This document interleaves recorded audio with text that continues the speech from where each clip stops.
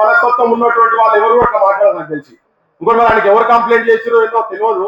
అట్లా మా ముంగట మేము వస్తే సీనియర్ గా మమ్మల్ని గౌరవిస్తలేరు అని చెప్పండి ఎవరైనా అన్నారేమో మాకైతే తెలియలేదు. ఇంకో మాట మాట్లాడాడు అక్షరాలు రావు అని.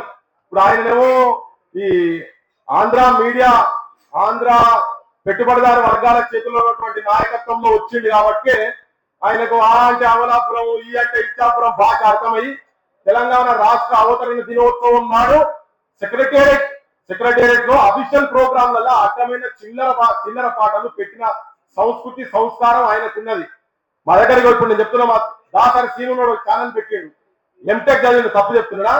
ఎంటెకే కదా. నీట్ లో ఆయన నువ్వేం చదువుతున్నావు చూడు. రంజిత్ డబల్ పీజీ చేసిండు. డబల్ పీజీ కదా నువ్వు చేసింది, అంతే కదా? అది LLB MCom MA political science, ఇప్పుడు ఎల్ఎల్బి చేస్తున్నాడు. ఇట్లా అందరు చాలా మంది ఇప్పుడు ఇక్కడ ఉన్నటువంటి యూట్యూబర్స్ అంతా అంటే నువ్వు ఆంధ్రోళ్ళ చేతులల్లా ఆంధ్రోళ్ళ మోసెత్తిన నీళ్ళు ఆకుండా నువ్వు పెరిగిన కాబట్టి నీకు తెలియదు. ఇప్పుడు ఈడ నేను ఒక రెండో ఉదాహరణ కళ్ళ ముంగట చెప్తే అట్లా చాలా మంది ఏ ఛానల్లో పోయినా కానీ చదువుకుంటూ చాలా మంది ఉన్నారు. సీను మూమెంట్ గా తిరిగి జైల్లో పోయిండు, పోలీస్ దెబ్బలు తిన్నాడు. తన లైఫ్ ను అంటే బతుకుంటామో లేదో తెలియకుండా తిరిగిన వాళ్ళం చాలా మంది ఉన్నాం ఇలా. అట్లా లైఫ్ లో ఒక దాదాపు 8-10 ఏళ్ళు దాంట్లో తిరిగింది కాబట్టి ఆయనే ఫోటోలు మొత్తం అమెరికాలో లండన్ లో ఉన్నారబ్బా. తెలంగాణ ప్రజల గురించి తెలంగాణ భవిష్యత్తు గురించి తిరిగింది కాబట్టి తర్వాత ఒక వాయిస్ లో నిలబడాలని ఒక ఛానల్ పెట్టింది. సేమ్ రంజిత్ అంటే నీతోని ఉన్నంత కాలము నీతో నువ్వు ఏ చెప్తాను వీళ్ళు లేకుండా నువ్వు అధికారంలోకి వచ్చినావా? ఈ పోరాటం లేకుండా నువ్వెవడే అసలు నమ్మింది? 6 నెలల కింద కాంగ్రెస్ పార్టీకి అడ్రస్ లేదు. ఎలక్షన్లకు 6 నెలల కింద అడ్రస్ లేదు. కేసీఆర్ దుర్మార్గమైన పాలనను కేవలం ఎదిరించింది ఇప్పుడున్నటువంటి పెట్టుబడిదారు వర్గాలు పెట్టినటువంటి ఛానల్ కాదు. ఈడ కూర్చున్న జనాలే, ఇక్కడ కూర్చున్నటువంటి జనాలతో నువ్వు వచ్చినావు. అదంతా పేడ్ మీడియా, అవి ఎడిటోరియల్స్ కావు. వాళ్ళ దాంట్లో వచ్చేటన్ని ప్రొపరేటోరియల్స్ అడ్వర్టైజ్మెంట్ల మీద బతుకుతున్నటువంటి వాళ్ళు ఇక్కడ నిజంగా శ్రమ చేసి ఇలా ఏ బడిలకు పోయినా ఎక్కడ పోయినా తెలంగాణలో ఏడు అన్యాయం జరిగినా ఏ దుర్మార్గం జరిగినా ఎక్కడ అవినీతి జరిగినా మొట్టమొదటి ఉండేది యూట్యూబ్ ఛానల్లే. ఈ డిజిటల్ మీడియానే వస్తున్నది. ఆయన జర్నలిస్ట్ అంటే మరి అర్థమైందో లేదో తెలియదు, నాకు అర్థమైతలేదు. ఆయనకు అర్థమవుతుందా లేదా ఒకసారి కనీసం తెలియకపోతే నీ పక్కన చెప్తలేదు, నువ్వు ఎట్లా ఇంటలేవట. కనీసం డిక్షనరీ తీసుకున్నా చూడు అసలు జర్నలిస్ట్ అంటే ఎవరు నిలబడతారు ఏంటిది ఏం సంగతి. ప్రతి ఒక్కడు ఆగమాగం వస్తా ఆ తెచ్చి చోరస్తా అని వెనకడనే సాహిత్యం విన్నా ఏకమే దోచాయితూ జేబులు చూస్తాను. ఇలా మా యూట్యూబర్స్ అందరి పరిస్థితులు అట్లే ఉన్నది. అంటే ఎంత పేదరికంలో ఉన్నా ఏమున్నా గుట్టు బయట పడకుండా జనం సమస్యలు ఇలా సమాజానికి భావి తరాలకు చూపిస్తున్నారు. నీకు సోయుండి సేమ్ నీకు కేటీఆర్ పెద్ద తేడా ఏం కనబడతలేదు.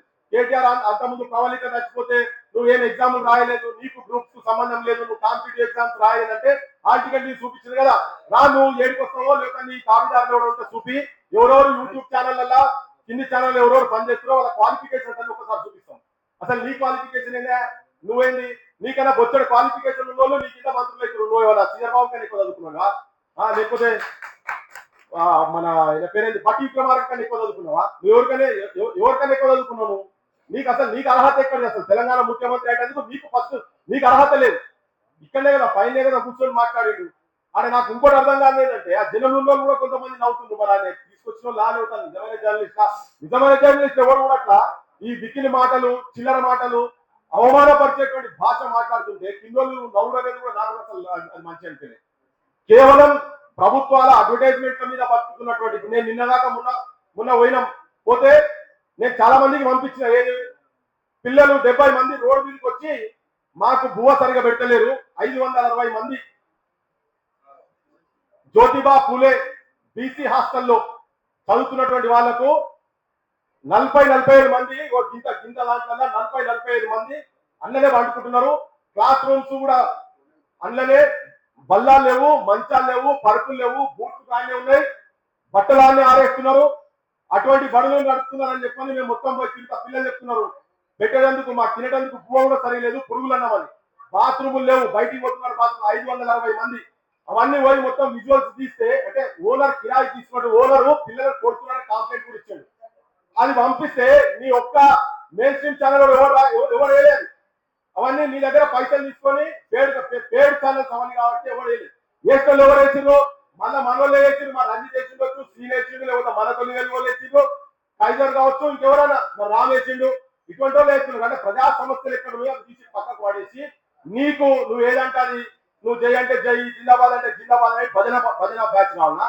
ఇవాళ తెలంగాణలో నిజమైన అంశాలను బతికిస్తున్నటువంటి కేవలం ప్రచార సాధన ఉన్నటువంటి ఏకైక ఏంటంటే ఓన్లీ సోషల్ మీడియా. ఇది లేకపోతే ఇలా మీడియా లేదు, ఇది చచ్చిపోయింది అన్నట్టుగా అనుకోవాలి. నేను తర్వాత మాట్లాడి నేను ఇప్పుడు మీడియా గురించి 4 ముక్కలు మాట్లాడమన్నారు కాబట్టి నేను మాట్లాడినా. మీ అందరు నాకైతే ఇలా మీ అందరి లోపల ఏమున్నది అనేది వినాలని ఉన్నది. ఇప్పుడు ఎవరు మొన్న జాన్వియా మొన్న లోపడేసింది భాష అసభ్య పదజాలం అని చెప్పని జాన్వి ఇంకొకరిని చేసింది. అంటే సోషల్ మీడియా సైడ్ కూడా భాష మీద కంట్రోల్ ఉండాలి. మరి గిట్ల అనుకున్నావు ఎన్నో ఎమ్మెల్సీ ఎవరు చేసింది, మరి నువ్వే చేసావు కదా మీడియా, నన్ను ఎందుకు కంట్రోల్ చేయలేదు మరి ఇట్లా అని నిన్నే అన్నోడిని నువ్వు తీసుకుపోయి హౌస్ లో కూర్చోబెట్టావు కదా. నీకెక్కడ సంస్కారం ఆయన? నాకైతే నిన్ను చూస్తుంటే నీ మెడలో చెప్పులు దండాలి. ఆయన పెద్ద నీతివంతులుగా మాట్లాడుతున్నాడు. నేను అబద్ధాలే మాట్లాడా, అబద్ధాలకు నేను చాలా దూరం, అధికారంలోకి వచ్చినట్లయితే నేను అబద్ధాలే మాట్లాడేది పరిస్థితే లేదని చెప్పని చాలా పెద్ద పెద్ద మాటలు మాట్లాడి నువ్వేం చెప్పినావు ఆయన ఎలక్షన్ల కన్నా ముందు ఎమ్మెల్యేలు ఇంకో పార్టీకి వెళ్ళి నిలబడి గెలిస్తే ఇప్పుడు బర్నింగ్ టాపిక్ కాబట్టి చెప్తున్నా. వేరే పార్టీలకు వెళ్ళి నిలబడి మళ్ళా అధికార పార్టీ కావచ్చు ఎమ్మెల్యేలు కొనుక్కునేటట్టుగా ఉండేది ఉంటే మీరు ఊర్లల్లో చెప్పులు మెడకైంది రాళ్లతో కొట్టుంది అన్నారు. ఇప్పుడు నువ్వేగా తీసుకున్నది వీళ్ళందరినీ. ఇప్పుడు చెప్పులు ఎవరు మెడ వేస్తున్నాయి? బయట ఉంటే ఒక బొమ్మ పెట్టి మన మెడ మీద అంటే నాకు ఆవేశంతో అంటున్నా కానీ బయట ఉండదు ఒక ఫోటో పెట్టి అసలు నిజంగా ఈ అంశాన్ని పెట్టి చెప్పులు మెడకాయ రాయి ఊరగించాల్సిన అవసరం వాళ్ళనే కదా. సేమ్ రేవంత్ రెడ్డి, నువ్వు మాట్లాడేది ఒకటి మాట్లాడుతున్నావు, చెప్పేది ఒకటి చెప్తున్నావు, నువ్వు చేసేది ఒకటి చేస్తున్నావు. ఇంకోటి ఏంటి, నీ పాలనలో కూడా నిజం మాట్లాడే వాళ్ళ మీద నువ్వు కూడా కేసులు పెడుతున్నావు. ఇలా ఊర్లలో మాట్లాడుతున్నారు. నేను నిన్న మాట్లాడుతున్నా కూడా మొన్న కరీంనగర్ జగిత్యాల దగ్గర మాట్లాడుతుంటే అమ్మా మీకు 4,000 రూపాయలు వస్తున్నాయా, మీకు పెన్షన్ వస్తుందా అడిగితే నోట్లకెళ్ళి ఫస్ట్ మాట ఊర్లలో వాడుక భాష నేను చెప్పలేను కానీ ఆ భాష నేను వాటి తిట్టున్నారా, తిట్ట కూడా చేసుకో. అదెవరో రికార్డు చేసిన పెట్టేవాళ్ళు ఏసు కూడా తప్పే వచ్చాడు. దానికి జైళ్ళలో పంపించడం అనేది చాలా టూ మచ్.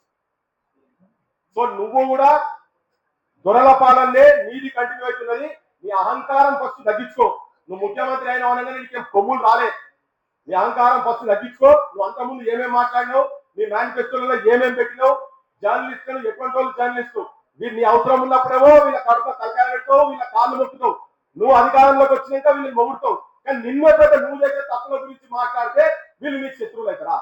నీ ద్వంద్వ వైఖరి, నీ అబద్ధాల ప్రభుత్వాలు, నీకు వత్తాసు పలికేటువంటి మీడియా కావచ్చు, జనానికి కూడా జనం చూసే జనం కూడా ఈ దుర్మార్గ మాటలు, ఈ దుర్మార్గ అబద్ధాల మాటలు. ఇంకోటి ఏం చెప్తున్నాడు, దౌడ వరగొట్టాలంటే చెంప వరగొట్టాలనిపిస్తుందట. అది ఈయన ఏమనుకుంటున్నా అర్థమైంది. మైక్ టైసన్ ఆయన మన ఒక హర్క్యులస్ ఏంది అసలు ఈయన తారాసింగా చెటా గోసిరాజు నాకు బయటకు వస్తాం. మా నగేష్ వచ్చి మీద వాడికి కొడితే అటే పోతాడు ఆయన.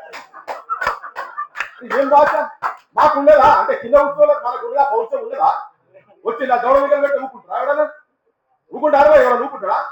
ఎవరు ఊకోరు. మా ఆడబిడ్డల ముందు ఇద్దరు కలిస్తే ఆటో మొత్తం సోది లేకుండా కొడతారు మన. అరే ఏం భాషనే నువ్వు? నాకు ఆయనకంటే 60 సంవత్సరాలు కింది పోయి కొడుతున్నాడు. ఏం నువ్వు ఒక ముఖ్యమంత్రివా? నువ్వు చిల్లర కానీ ఎవరు నువ్వు? అసలు మాకు అర్థమైతే జనాలా నేను చూస్తున్నటువంటి జనాలా నువ్వు చిల్లర మాటలు మాట్లాడుతున్నావా? ఎవరైనా ముఖ్యమంత్రి ఉండి కిందికి వచ్చి నాకు చెమటికి కొట్టాలనిపిస్తుంటారా?